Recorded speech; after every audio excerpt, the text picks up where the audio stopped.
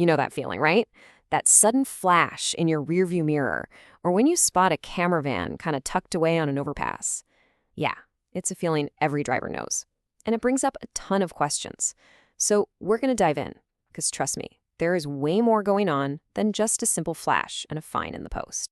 I mean, you see an officer on the side of the road just like this, and what's the first thing you do? Yup, you glance down at your speedometer. But it also gets you thinking, right? What are the exact rules here? Am I just a little bit over? And how does that thing even work anyway?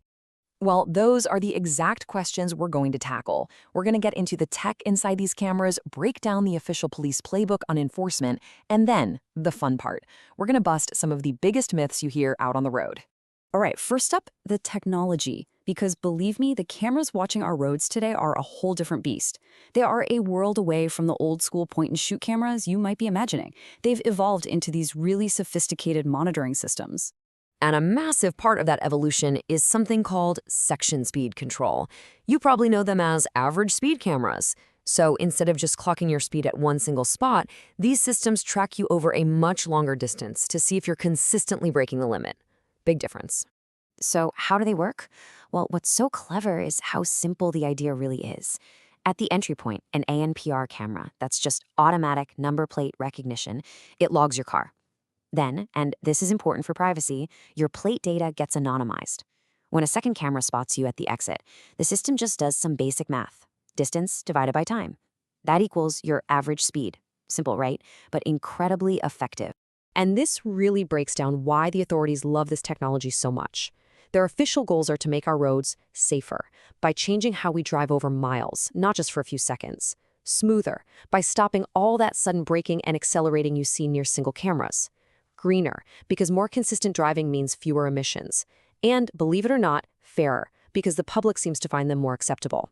They catch sustained speeding, not just a momentary slip-up. And the tech isn't standing still, it's leaping forward. We're talking about the era of AI now. So instead of just reading a number plate, the newest systems can create a 3D bounding box around a car, just like you see here. This lets the system identify and track a specific vehicle with just unbelievable accuracy, which makes the whole speed estimation thing more reliable than ever. Okay, so we've got all this amazing tech, but how do the police decide when to actually send out a ticket? Well, it's not some big secret. There's actually a national guidance document that lays out the official playbook. Now, this is probably what you really want to know. This quote from Avon and Somerset Police confirms that famous enforcement threshold, 10% of the speed limit plus 2 miles per hour. Now, why do they do that? It's really to ensure things are consistent and to account for any tiny variables in speedo calibration. But, and this is super important to remember, legally, any speed over the limit is an offense. This is just an enforcement threshold, not an official green light to speed. And you can see exactly how this works in the official guidance from the National Police Chiefs Council. This table gives you a real-world breakdown. So take a 30-mile-an-hour zone, for example. You can see you're typically offered a speed awareness course if you're caught doing between 35 and 42. Go any faster than that, and you're looking at a fixed penalty. And if you're hitting 50, well, a court summons becomes pretty likely. Which brings us neatly to all the possible outcomes. See, it's not just about fines and points. Depending on how fast you are going and the circumstances, it could be anything from a simple word of advice from an officer all the way up to a court summons for the really serious stuff. And of course, in the middle, you've got that very common alternative, the National Speed Awareness Course. Okay, so now we know how they work and what the official rules are. Let's get to the juicy part and tackle some of the biggest myths and questions that are always flying around about speed cameras.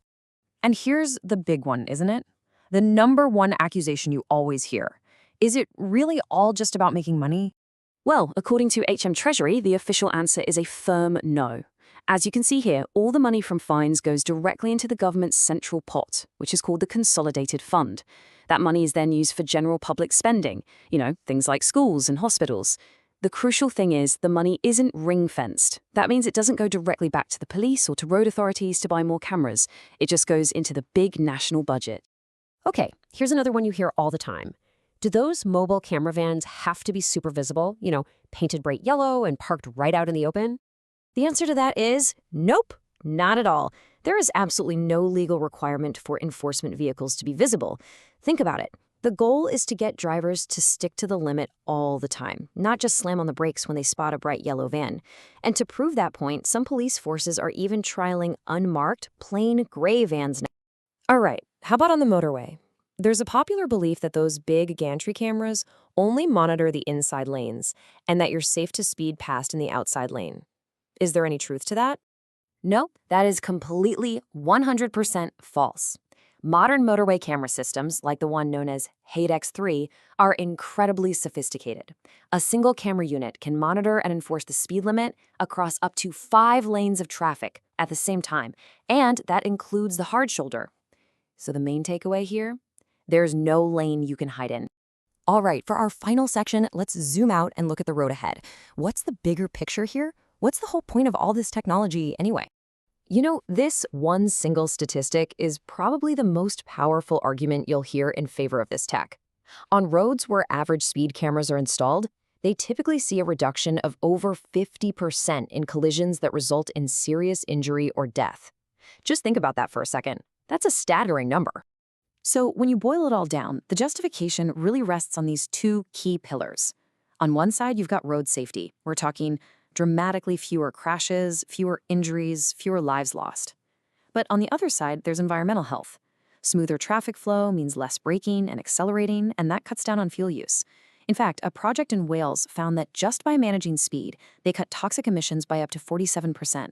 That's huge.